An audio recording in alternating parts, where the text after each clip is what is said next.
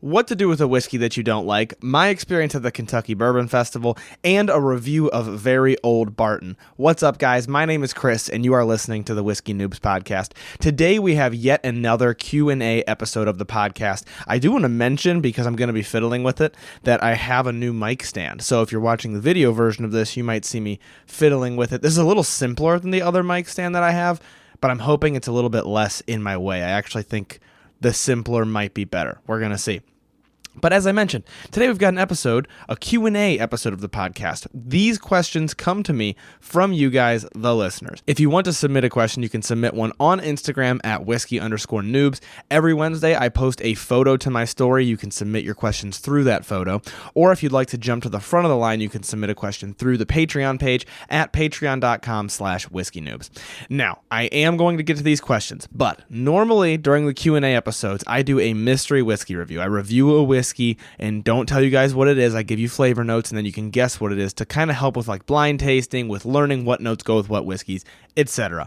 Today's going to be a little bit different because one of the questions that I'm going to answer in long form is my thoughts on Very Old Barton. I assume that the person meant the 100 proof version of it. I do actually already have a bottle. Shout out to my buddy Jimmy who actually gave me this bottle. Jimmy, I don't know if you listen to the podcast or not, but thank you for the bottle. I very much appreciate it. So I figured instead of a mystery whiskey review, let's do a real whiskey review. It'll be kind of a quick one, but I am going to, throughout the episode, taste Very Old Barton 100 proof and then give you my thoughts at the end. And kind of throughout, I'll be giving you my thoughts as well. I have had this before. It's been a minute though, so I'm excited to get into it again. So let me put this once again, as I always do, somewhere in frame that I am less likely to knock it off of the table, hopefully. I do also have a new patron to shout out, so shout out to Clifford Bowers. Thank you so much for joining the Expert Noobs tier of the Patreon page, and thank you to all of the patrons who support the show. A lot of this would not be possible without you guys. So if you want to support the show, make sure you check out the link down in the show notes or go to patreon.com/whiskeynoobs. Thank you so much to all of the patrons. Let's move on with these questions. So the first question that I have to answer for today is, of course, a review of Very Old Barton. I have the 100 proof version here. I'm going to take a quick nose and a quick sip, just give you very first round thoughts, and then I will continue to taste it through the episode and give you guys more thoughts. I want to note that I'm pretty sure this bottle, from what I found online, is like $20. So it's not like, I think that's what's really impressive about it. It's not an overly expensive bottle, but apparently it's very good. And when I tasted it, I really enjoyed it, but I haven't done a full review of it yet. So let's do that first, and then we're going to get into more questions. Right off the bat, it tastes good and it doesn't taste overly harsh. Generic bourbon flavors so far on the nose and on the palate, but not a ton of harshness. So I'm excited to get further into this glass and see what more specific notes I pull out from it. So let's get started. I'm going to answer some long form questions. So I'll answer a few questions in kind of a long answer. And then I do a lightning round where I try to get through as many questions as I can in the amount of time that I have in order to answer as many of your guys' questions as I am able to do. So let's start with the long form questions. This person asked, what is the most overrated mid-range bourbon that you've tried, that I've tried? So I like this one because I do think there is a fair amount of overrated mid-range bourbon. But it's kind of a hairy question. So let me dive in a little bit.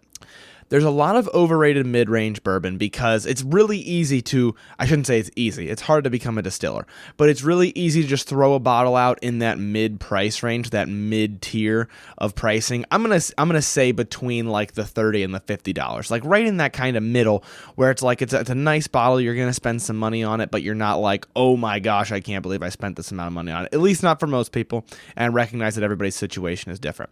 But in that price range, I think distillers will really tend to throw a lot out there just to kind of see what sticks. So I think there is a lot of overrated bottles in that price range that they get a lot of hype online, but they're actually not amazing. However, and there's a very big however here, I think the reason that happens is that those bottles are good for some people. So I think in the mid-range, any bottle that's doing something kind of unique, between that $30 and $50 range is where you're really going to start to hit those bottles that don't just taste like whiskey. And so if it's trying to do something unique, then some people are going to love it and some people are going to hate it. So I'm going to throw an example out there, and I'm actually going to use a bottle that I personally love to try to keep this a little bit fair. Angel's Envy, like the standard Angel's Envy. That's $50, at least in Ohio, for that bottle. Now, that is a bottle that I absolutely love. I recommend it pretty often to newer people because it's very sweet, very approachable, and personally, I really enjoy it. I think it has a lot of flavor. It brings a lot to the table for what it is, and it's about $50. So it's not like overly crazy expensive, but it's right at the high end of what I would consider the middle range. Now, why do I use this as an example? Because Angel's Envy has a rather specific taste. This does not just taste like bourbon because it is finished in port wine barrels. So it's not bourbon full stop. It's a finished bourbon. It's a bourbon finished in port wine barrels. So it has a rather specific taste to it. Now, I know it does get a lot of love online, and I am part of that love. I love Angel's Envy. I love the way that it tastes. But it can become overhyped because it's in that mid-tier price range. And for people who like the unique thing that it does, it's very good. But because it does a unique thing to a lot of people who are going to try it, it is overhyped. So I hope I'm not like being too abstract here. But my point being, and I'm picking on Angel's Envy because I love it. So I want to be clear about that. There's a lot of bourbons that do this. My point being, when you're in that middle tier, distillers are like, let's throw something out there and see what happens. And it becomes a thing. We're seeing this with Amburana finishes right now. It becomes a thing where if you like the flavor of it, you really like it. But a lot of people won't like it. But because it's unique and because it's catchy, like Angel's Envy being finished or an Amburana finish sounding cool, if I'm even pronouncing that right, I think I am. But because it sounds catchy like that, it blows up online, or it blows up in just socially. Like people are like, have you seen this? This is a crazy thing that's being done. This is a wild drink. And because it's kind of catchy, it blows up and it becomes overhyped. And so I do think you see that a lot in the mid-range. But because of the fact that a lot of people will like it, there's not any specific brands that I would really feel comfortable calling out and be like, this is overhyped, this is overhyped, this is overhyped. Because a lot of them, people will like them. So when you say overhyped, it almost sounds like you're saying the whole thing needs to go. But I'm not. I'm saying it becomes overhyped because the group of people who like it really like it. There's almost no better example for this than a lot of the Buffalo Trace products. Now, Buffalo Trace does a lot with making their products harder to access, or I should say that some folks believe that. And there's a limited quantity of them, so that also drives up demand. It drives up this rare factor, I would say. But also, so like run-of-the-mill Buffalo Trace, I love it. I think it tastes great. But it also is a pretty specific palate. It doesn't just taste like run-of-the-mill bourbon. I mean, it has a little bit of something different going on. It's in the low end of that mid-price range, so it doesn't have a ton of different stuff going on. But my point being, people hear about it and it gets so hyped up, and then they try it and they're like, oh, this, especially if you're a newer person, this just tastes like whiskey. This doesn't even taste like anything special. And for that reason, it becomes overhyped. So I'm sure you were looking for like a specific whiskey in the mid-tier price range that I'd be like, this isn't worth it. But I think most whiskeys have their places, especially in that mid-tier price range, because they're not so overly expensive. So I think most of them have their place, but that place gets way overblown because in that mid-tier price range, you're able to do some slightly more exciting things that some people love and some people hate. And then it becomes a whole thing. So hopefully that answer kind of makes sense. I know it's a little bit of a politician's answer because it's not like anything specific that I've had that you asked most overrated. It's not like one overrated bottle that's just way overrated. It's more so a pattern that I see in the price range that you asked about, because you really do see that in that price range.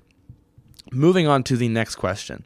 Oh, the next person actually asked, I don't want to get buzzed/tipsy when I taste multiple whiskeys, similar to how I do it. So they asked if I have any tips. And I did give some tips in that last Q&A episode. So if you go back like 3 or 4 episodes to the last Q&A episode, you will see a response to that question, and I answered it in long form.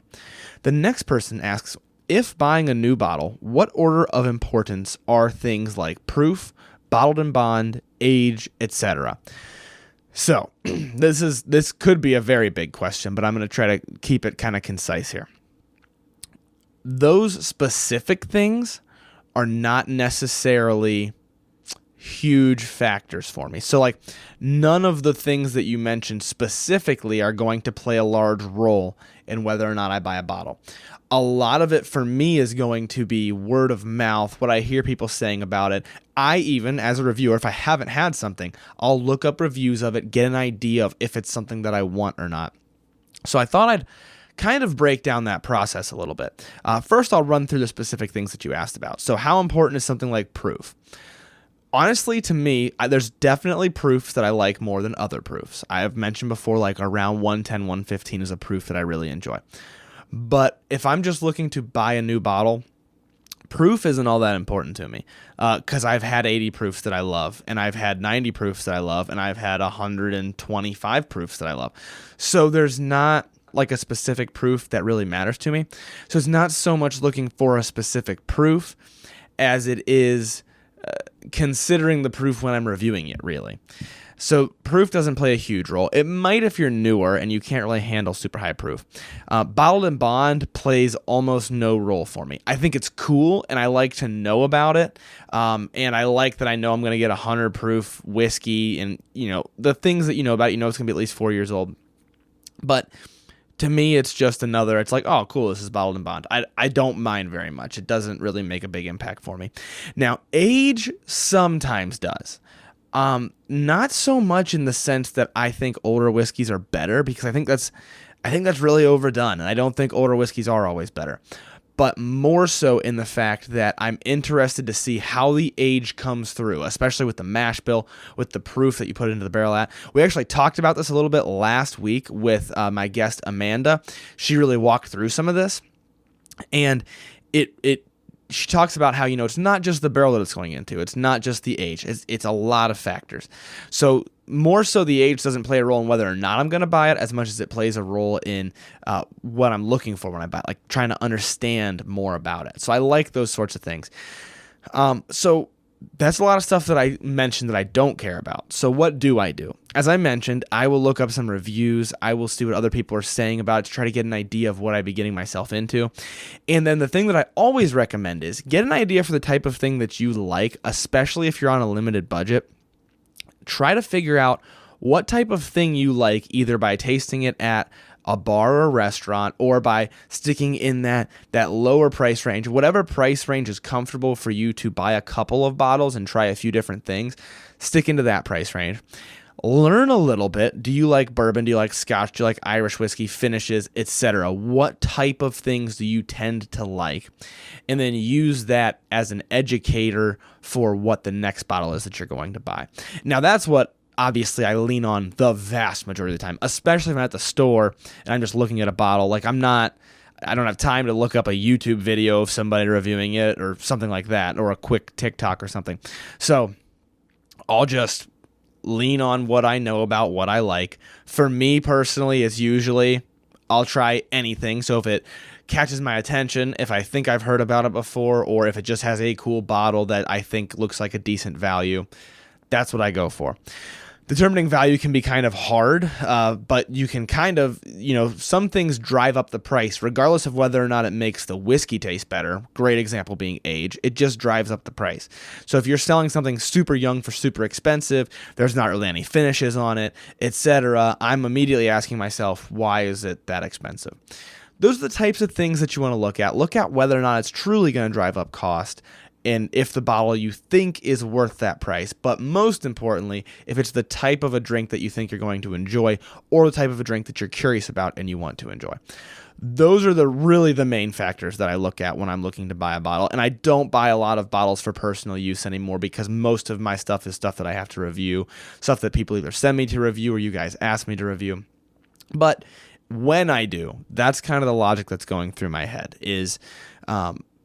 is it something I'm going to like? Does it seem to be worth the price? Which is a really abstract thing, but, kind of getting an idea. Does it seem hackish? Does it seem like they're just putting this in a super cool bottle in order to make it really expensive? Something like that. Try to look for those things. And if you have the time, if you're at home, look up reviews of it, look up the story of the distillery, get an idea for who they are. That type of stuff for me is the most fun part. That's why I have the distillers on here to talk with for myself and for you guys so that we can get their story and learn a little bit about them. So that's kind of the type of thing that I look for. But the specific factors that you mentioned don't play a huge role for me. Not a huge role. I do look at them, though. And then the next few questions we have are about the Kentucky Bourbon Festival. So somebody asked, at Whiskey Fest, what kind of whiskeys seem to be the new trend? The next person asked, what was the most expensive bottle of bourbon at the festival? And then somebody asked, what was the most memorable moment at KBF? And then somebody asked, how was your time at Whiskey Fest? Did you enjoy hanging out with Conrad and other YouTubers? So I lumped all of those together to say that next week's episode is going to be a full end-to-end experience overview, review of Kentucky Bourbon Festival, talk about my experience there. Obviously not vlog style, I'm not going to stitch in videos from KBF, but kind of vlog style in the sense that I'm going to try to give you a full picture of what you can expect from KBF. Also, what happened with me, what my experience was, and those sorts of things to really answer those questions for you guys. I have a lot to say about it that I think you guys are really going to enjoy, so please tune in next week for that episode if you have any interest. So that's not going to be a long form answer because that's all I have to say about it is tune in next week and we'll talk about it. But without further ado, let's move to our lightning round questions. Let me bring those up right now. Okay, lightning round. I'm going to hold my phone. Before the lightning round, I almost forgot. We have whiskey to review. I'm going to give a couple extra notes of this very old Barton, get a little bit more into it, and then we'll round out my thoughts at the end. So I think I figured out two things that I really like about this for the price. The first is the nose and the palate are a little bit different.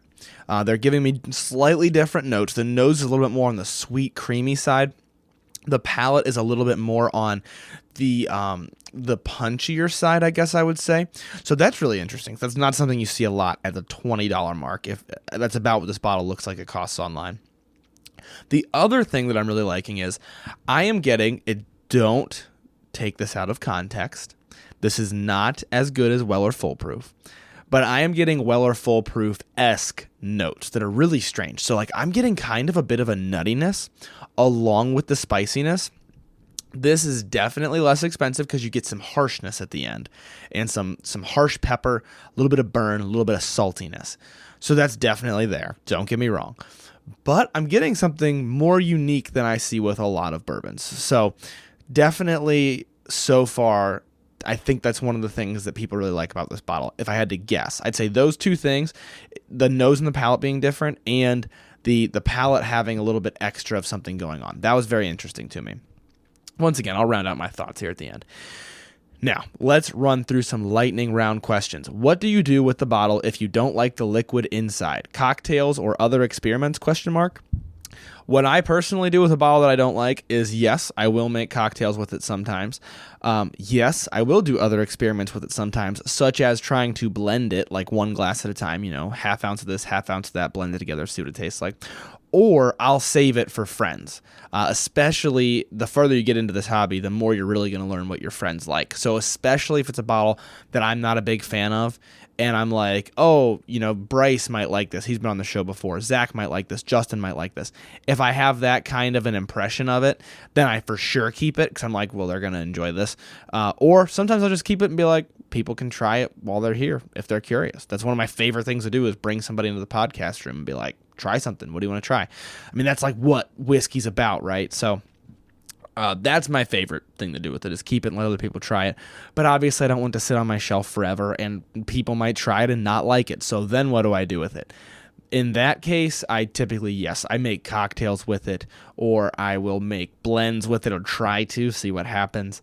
Those sorts of things. That was a long answer, so we need to get a little faster here. My apologies. The next person asks, how's the Infinity bottle going? Been a spell since you gave us a review of it. This might have been before the last Q&A episode got posted because I did do a review of the Infinity bottle in that episode, I think. I definitely did one recently. The next person asks, have you ever had mellow corn whiskey? I did have mellow corn, and I do very much enjoy it for the price. It is a corn whiskey, and it has just a nice, basic, good whiskey taste for like, I want to say it was $20 for like a whole liter. So not a 750, not 0.75 liters, but a whole liter. Moving on to my thoughts on Angel's Envy Rye. Here's a funny story from KBF. I love Angel's Envy. Everybody knows that. I wanted to try their rye while I was at KBF because they had a tent there. And once you're inside the festival, the samples are like free. Like you walk up and you just ask for a sample. I forgot. And the best part of all this is I had to walk past the Angel's Envy tent to get from the media tent where I was to the restroom, which I did a bazillion times because I was drinking water. And I forgot. So I still haven't tried Angel's Envy Rye. I'm probably just going to buy a bottle now because everybody loves it from what I've heard. I can't wait to try it. I've saved it for this long, and I forgot to even try it at KBF. So that was a fail. Those are my thoughts on it. You'll probably see a review of it here in the future. Have I before or do I endorse buying whiskey off of Instagram accounts? I almost made this a long form question, but I can say it very quickly. No. Please don't buy whiskey from other Instagram accounts unless it was personally recommended to you by somebody that you know. Even then, I wouldn't do it. For those who don't know what this person's asking about, a lot of times Instagram accounts will claim to be people who resell bottles that are really hard to find. And it always sounds too good to be true. And if it sounds too good to be true, it probably is. I get these type of spammers in my comments and I always report them when I notice them. But guys, I can't catch every single comment, so please be careful. If you are on my Instagram, my TikTok, or my YouTube page, and you see people saying, I can get you this bottle, especially I do a lot of Blanton's reviews. If you see people saying, I can get you Blanton's for $50, just don't trust them. Unless you have a friend who specifically recommends them, I still don't know if I would trust them, but don't trust them. And I've even seen, that actually brings up a great point, make sure it's a friend, a person that you know recommending them, because I've seen those fake accounts have other fake accounts recommend them. And you can tell they're fake because they're not speaking like proper English. It's like a bot or something that's just plugging in words. I would not buy anything off of anybody who approaches me on Instagram saying they have a deal that sounds too good to be true. Just my personal opinion. Please, guys, beware, especially in my comments. I feel terrible when I see people interacting with those, and I immediately report them and try to tell the person, like, hey, don't interact with these people. The next person asks, they say people are sleeping on Oak and Eden. Is it because it's outsourced? Is it a gimmick? So Oak and Eden I've only had one time, and I enjoyed it. I think sometimes things look gimmicky, and that actually scares people away. It does the opposite of what it's supposed to do. So Oak and Eden has that little charred wood spiral, as long as I'm thinking about the right whiskey right now, but I'm like 99% sure. And it looks gimmicky. And I thought it tasted good. I thought it was unique. It was something a little bit different. I've only had one glass of it, so I didn't do an amazingly in-depth review. But I think that's probably why. I hope it's not because it's sourced. I hope we're past like the sourced whiskey hate in America. But that's my guess. It's probably because it looks gimmicky. I might try to snag a bottle and do more talking about it because it seems like people are wondering about that bottle. Next question. Rye that will surprise my brother with smoothness, $50 or $60 range if there is one. Let's see. If I didn't prepare for this question, if you can get your hands on baby Sazerac, so Sazerac rye from the Buffalo Trace Distillery, I know I talked about how Buffalo Trace, sometimes their stuff's overhyped. If you can get your hands on it, I think it's like $30-something, so it's really inexpensive, and I thought that was good. I really liked Wheelhorse Rye, wherever it is on my shelf, right there. Wheelhorse's 101 Rye. I thought that was good. In the anything less than $50 range, I don't think it's going to be too wildly smooth. Like, I haven't had a lot of ryes that are like insanely easy to drink because rye has this inherent spiciness to it, but it can have a little bit less alcohol burn. And I think Wheelhorse does a pretty good job of that. I thought the Wheelhorse Rye was not very harsh, rather approachable. That's probably what I would recommend. The next person asks my favorite non-alcoholic beverage. My favorite non-alcoholic beverage, I think I've said before, cream soda, and it's probably got to be like cream soda. That I really enjoy. I don't know if you can count milkshakes. Like, I don't drink them often, but when I do, who doesn't love a milkshake, right? But yeah, probably either cream soda or some form of pop. So I don't know if I've mentioned on the podcast yet or not, honestly. I've been doing like basically no drinking aside from whiskey reviews. I'm not saying that I'm committing to this for the rest of my life. I'm just trying it on for size. So right now, the only drinking that I do is actually reviewing or tasting a whiskey. It's not, I don't have a beer when I mow the lawn anymore, nothing like that. All this is to say that I've been destroying Diet Pop because of that. I mean, I know, say what you will about aspartame. I don't drink enough from what I've seen online for it to actually have any impact from the aspartame side of things. But I personally have been drinking a lot of Diet Pop is what I'm trying to say. And I love most pops. And I know a lot of people don't drink pop at all, but for me, I love it. That's like my next go-to. I've been drinking a lot of Diet Root Beer, Diet Cream Soda, Diet 7-Up's a really good one that I enjoy. I like that with some ice because it kind of feels like I'm holding a drink. So yeah, I've been just destroying the market in Diet Pops and Diet Soda, depending on where you are in the country, since I have been done drinking, aside from doing whiskey tastings. So, and I've really been enjoying the whole non-drinking thing. FYI, for those listening who are thinking maybe you'll try it, try it. I realized how much I was just drinking socially for no reason, and looking back at those now, I'm like, I like these social events more because I'm sober and I remember everything. And not that I was blacking out, but you get what I'm saying. Anyhow, that was a whole soapbox that I didn't need to be on. Diet Pop is the answer to that question. And more to come from this whole sobriety thing that I've been trying. We'll see. We'll see how it goes. The next person asks, besides the KBF, what other bourbon festivals are you interested in? There are a lot of bourbon festivals out there. There are a lot of whiskey festivals out there in general. I think any I would love to go to. But the other one would be Bourbon and Beyond. I'd like to try that out maybe next year, although it's going to be tough because I have to use vacation days to go to things like that. And I'm for sure, as God willing, I'm for sure going to be using vacation days for KBF next year as long as I'm able to. And so using vacation days for KBF and for Bourbon and Beyond might be a little bit tough, but that's the other big one that I'd like to try out because I love music as well. And for those who don't know, Bourbon and Beyond is a music festival that's like a bourbon music festival type thing. So I'd like to check that out. I haven't checked it out before. The next person asks, any plans for whiskey nooblings? I like that word, nooblings. They put in parentheses, children. And if so, what bottle will celebrate it? So yeah, probably, I mean, God willing, definitely plans for kids at some point in the future, as of right now. And what bottle will celebrate it? That's a great question. Maybe my first ever barrel pick, because I bought a few of those to keep for myself.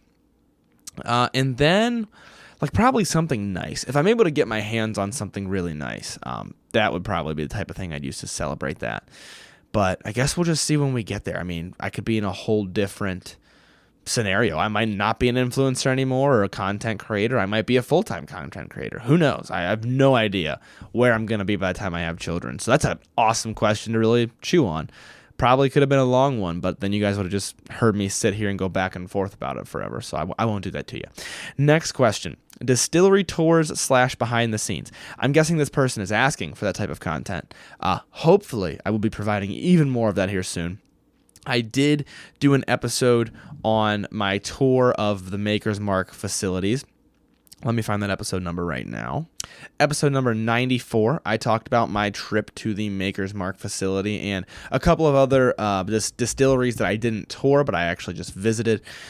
So distillery tours / behind the scenes. Hopefully you guys will be seeing more of that. I'd really like to do more of that stuff and really gather more content from it, but you can check out episode number 94. There's also a TikTok that shows some of those videos somewhere. It's an older video, but it's there. But I'm glad to hear that you guys want to see more of that because I want to make more of that. I love going to distilleries, talking to the distillers, getting behind the scenes type information. So hopefully, God willing, you'll be seeing more of that. The next question is, what is the most expensive bottle that I've purchased that was worth it and not worth it? Okay, so one that was worth it and one that was not worth it. That's a tough one. I would say one that was worth it was... Ooh, okay, there's a couple. I still consider barrel products like Barrel Craft Spirits. I still consider those expensive. So those are like $85 a bottle. To me, that's an expensive bottle. I find a lot of theirs to be worth it. Seagrass especially. I always like champion barrel Seagrass. I love it. It's super different. It's a finished rye. That one I think is worth it. What's an expensive bottle that's not worth it? I think this is going to be a hot take for some of you, and I apologize. To me, Booker's was good. I forget what batch I got, so maybe that gets me out of the hot water. I don't remember what batch of Booker's I had. Booker's was good, but it wasn't anything crazy. It wasn't like amazing, and it's like $100 for the bottle, I think. So that one I was a little disappointed in. But I've heard there are some batches that are wildly good. So really depends because they do it in small batches and they all taste a little bit different. So, yeah, I'm going to leave it there before I get myself into more trouble with people who disagree with me. The next question is, can I review Green River Bourbon? Yes, I happily can. Hopefully, I will be doing a review of it here soon because I actually talked with them at KBF and I tried their stuff for the first time at KBF. And spoiler alert, I liked their stuff. So I would like to do real review, because me saying that I liked it, that's very subjective. I'd like to do a real review with their stuff. And maybe we will see more of me talking about it if I sit down with it and do a long form review of it and I really enjoy it. We'll see. I'm excited to do a long form review of it though. So Green River, they have a normal bourbon and a wheated bourbon. I'd like to review both of them if I'm able to. So I don't know if they're both available near me or not. We'll see. Have I done the Kentucky Bourbon Trail, and is it worth the vacation to do so?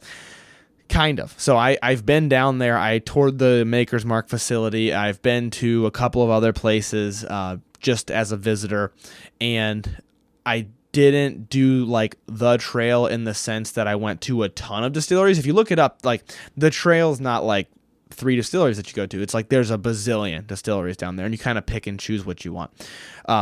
Is it worth it? 100% it's worth it if you plan it out properly. So like I would look up a map, I'd figure out where you're going, I'd get all your tours booked, plan to go here, then here, then here, then here, whatever, and plan it out properly. And absolutely, I love touring distilleries. That's why I want to make more of that content for you guys.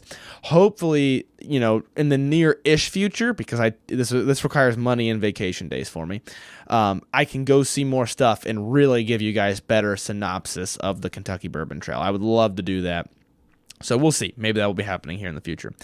The next person says, hi, first off, I just recently got into the whiskey hobby last month. I love your podcasts and TikToks. So helpful. Thank you. I really appreciate your positivity. As I mentioned, I love when people are positive on here. Thank you so much. I'm all about spreading that positivity. I appreciate it. Then they continue and say, I wanted to ask if you've ever tried if you ever have tried or would try Sazerac Rye, Southern Star, specifically Paragon. So those are 2 separate bottles. So I've had Sazerac Rye, not the BTAC collection, so not the Buffalo Trace Antique collection like the expensive Sazerac Rye, but I've had just Sazerac Rye, which people call Baby Saz. I like it, especially for the price. If you're getting it in that $30 range, I think it's mighty tasty. That's just me. Southern Star Paragon, I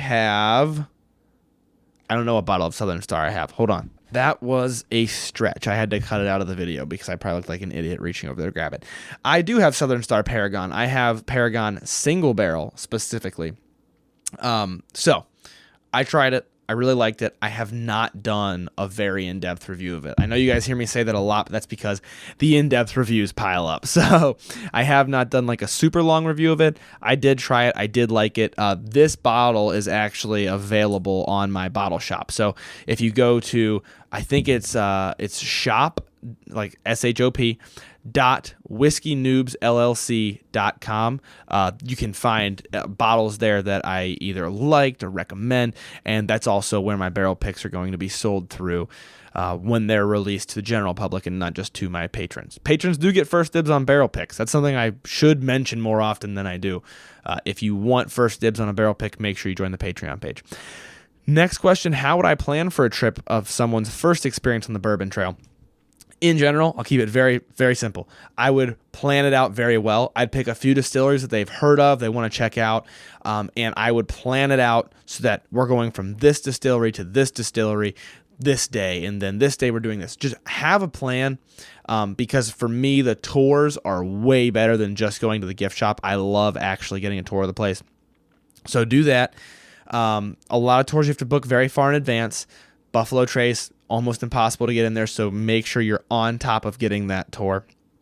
And I just make sure it's very well planned out, and I would recommend it. I think it's awesome. I think it's so much fun, to be entirely honest with you. But also, don't be afraid to check out distillers near you. Like, a lot of distilleries are very cool, even small ones that I've been to. I went to that McLaughlin's, and it's tiny, and I really, really enjoyed it. So don't be afraid to try local distilleries. What's with the Blanton's hype? If it wasn't for the bottle, it's mediocre at best, TBH. I always get comments like this, and I wanted to address this one because this person specifically said, if it wasn't for the bottle, it'd be mediocre. And I disagree. I think Blanton's is a good bourbon for $60, which is what they charge for it in Ohio. At the $60 mark, I enjoy Blanton's, and I consider $60 more than mediocre. I do not think it's worth probably even over $100, personally for me. But what's with the hype of it? I've broken down the Buffalo Trace hype in past episodes. I've done videos on it. It's a good bourbon, and it gets overhyped. They have great marketing. It's a good bourbon with great marketing. Is it worth a little bit more than $60? Maybe. And a lot of times when that happens, it just, blows up. Any plans to have Autumn back on as a guest? Been curious if she ever got around to enjoying whiskey. No direct plans to have Autumn back on at the moment.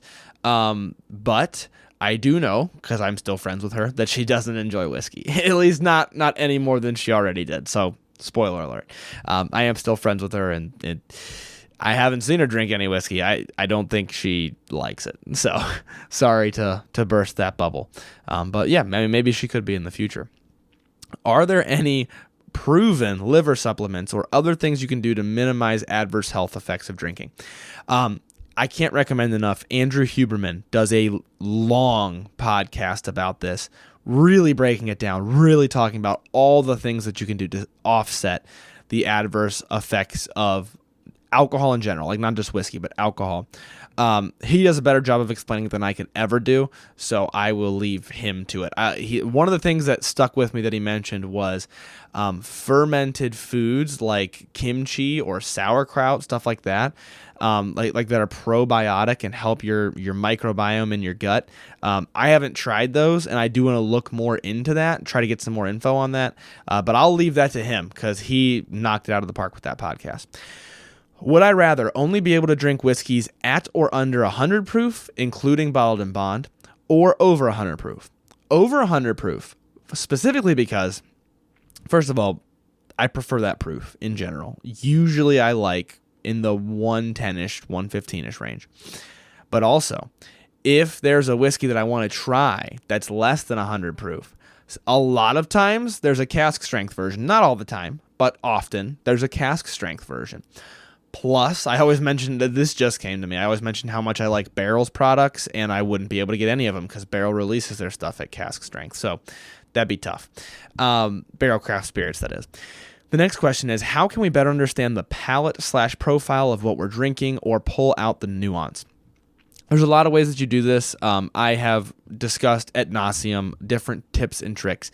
I highly recommend trying a flavor wheel, trying side-by-side tastings, trying blind tastings if you can, or following me on all social media platforms, any social media platform.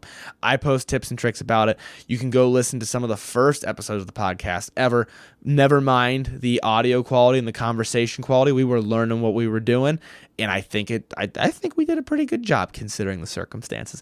But there's a lot of really good quality information in those first few episodes, so go check those out as well, and I really run through tips and tricks. Or, like I said, you can check me out on social media for shorter form content. Just kind of scroll through till you see different tips. And I post a lot of tips about drinking whiskey. And there's some that I haven't posted for a while, so I actually want to refresh some of those here soon. So keep an eye out for some of that coming up on the social media. And we are running rather low on time, so I'm going to cherry pick a couple more. I'm sorry, guys, that I don't get through all the questions, but please keep them coming. I love all these questions.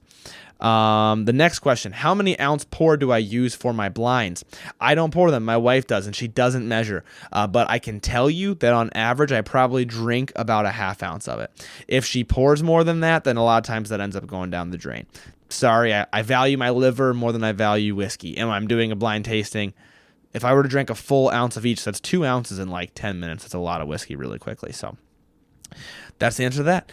Last question. We got time for one more. Are store picks generally better than ordinary bottles? If it is a store with a good reputation for good picks, or they are using a content creator or a whiskey reviewer who has a good reputation for having a good palate, then yes. A lot of times yes, but not all the time. There are always exceptions to the rule, but a lot of times if they know what they're doing, they are picking out very good barrels. That's all the questions that we have time for. I'm going to wrap up this review of Very Old Barton 100 proof. Mind you, this is a $20 bottle. So like this is getting rated on that budget scale. Kind of like the budget scale. One last, I got a little bit left of it in here. We're going to try it. We're going to talk about it, and then we're going to get out of here. Something else that can be said for the complexity of this whiskey is, as it sits, the nose seems to change a little bit. I think maybe it's gaining harshness on the palate, though. I don't know for sure. But once again, this is very, very budget. But it has nice general bourbon flavors. Let's cover it a little bit. Nice general bourbon flavors. Not overly harsh. Definitely has a little bit of harshness that indicates that it's budget. You know, not just alcohol burn, but also like a kind of a saltiness, a little bit of a bitterness, a little bit of a black pepper.